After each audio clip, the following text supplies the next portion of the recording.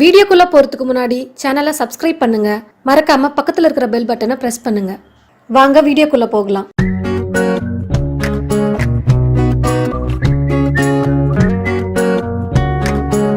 Welcome to Priya's kitchen. பலாக்கொட்டை கூட்டு எப்படி செய்யறதுன்னு பார்க்கலாம். 2 உருளைக்கிழங்கு எடுத்து நான் தோல்லாம் சீவிட்டு இந்த மாதிரி நீட்டாக கட் பண்ணி வச்சிருக்கேன். கடலைப்பருப்பு 100 கிராம் எடுத்து தண்ணியில் அரை மணி நேரத்துக்கு முன்னாடியே நான் ஊற வச்சு எடுத்து வச்சிருக்கேன். பலாப்பழத்தில் இருக்கிற கொட்டை இதை நான் 1/4 கிலோ எடுத்திருக்கேன். எடுத்து 2ஆக கட் பண்ணி வேக வச்சு எடுத்து வச்சுருக்கேன். ஒரு அரை வேக்காடு பக்கமாக வேக வச்சுக்கோங்க. 1/4 முடி தேங்காய் அரைச்சி எடுத்து வச்சுருக்கேன். 1/2 ஸ்பூன் சீரகம், மிளகாத்தூள் 2 ஸ்பூன், 3/4 ஸ்பூன் கரம் மசால் தூள், 1/4 ஸ்பூன் மஞ்சள் தூள். 2 வெங்காயத்தை நான் நீட்டாக கட் பண்ணி வச்சுருக்கேன். 2 தக்காளி கட் பண்ணது, பூண்டு ஒரு 10 பல்ல நான் கட் பண்ணி எடுத்து வச்சுருக்கேன். கொத்தமல்லி கொஞ்சம், கருவேப்பிலை கொஞ்சம். கேஸ் மேலே ஒரு குக்கர் வச்சுட்டேன். அது நல்லா சூடேறிடுச்சு. இப்போ தேவையான அளவுக்கு எண்ணெய் ஊற்றிக்கலாம். எண்ணெய் நல்லா காஞ்சிருச்சு. கடுகு போட்டுக்கலாம். கடுகு நல்லா பொரிஞ்சிருச்சு. இப்போ எடுத்து வச்சுருக்கிற சீரகத்தை போட்டுக்கிறேன். அது கூடவே பூண்டும் போட்டு நல்லா வதக்கிக்கலாம். பூண்டு நல்லா வதங்கிடுச்சு. வெங்காயம் போட்டு நல்லா வதக்கிக்கலாம். எடுத்து வச்சுருக்கிற கருவேப்பிலையை போட்டு நல்லா வதக்கிக்கலாம்.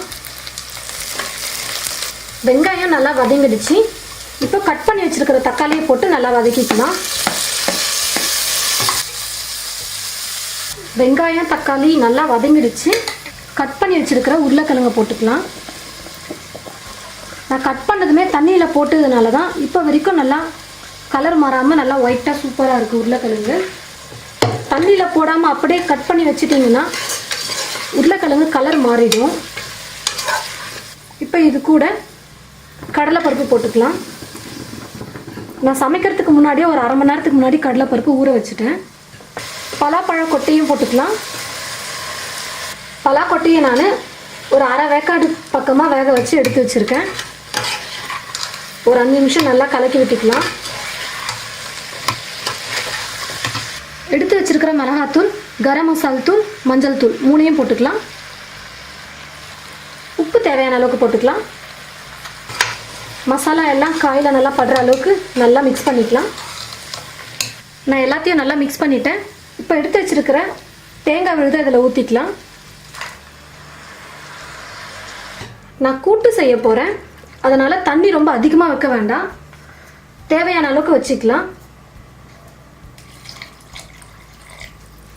காயெல்லாம் முழுகிற அளவுக்கு இருந்தால் போதும். குக்கர் மூடி போட்டு மூடிடலாம். ஒரு 3 விசில் வரட்டும். அதுக்கப்புறம் கேஸ் ஆஃப் பண்ணிடலாம்.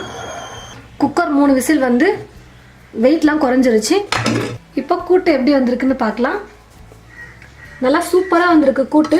பாருங்கள், எல்லாம் நல்லா வெந்து குழம்பு மாதிரி இல்லாமல் நல்லா கூட்டு மாதிரி நல்லா திக்காக வந்திருக்கு பாருங்கள். பலாக்கொட்டை கூட்டு சப்பாத்தி, இட்லி, தோசை, சாதம் இது எல்லாத்துக்குமே ரொம்ப சூப்பராக இருக்கும். இப்போ பலாப்பழ சீசன் வேறு, அதனால் ரொம்ப ஈஸியாக கிடச்சிருச்சு பலாப்பழக்கொட்டை. ஸோ நீங்களும் இதை ட்ரை பண்ணி பாருங்கள். ட்ரை பண்ணி பார்த்துட்டு எப்படி இருக்குன்னு கமெண்ட்டில் சொல்லுங்கள். மற்றவங்களும் பார்க்கணுன்னு நினச்சிங்கன்னா ஷேர் பண்ணுங்கள். பிரியாஸ் கிச்சன் சேனலை மறக்காமல் சப்ஸ்கிரைப் பண்ணுங்கள். தேங்க்யூ.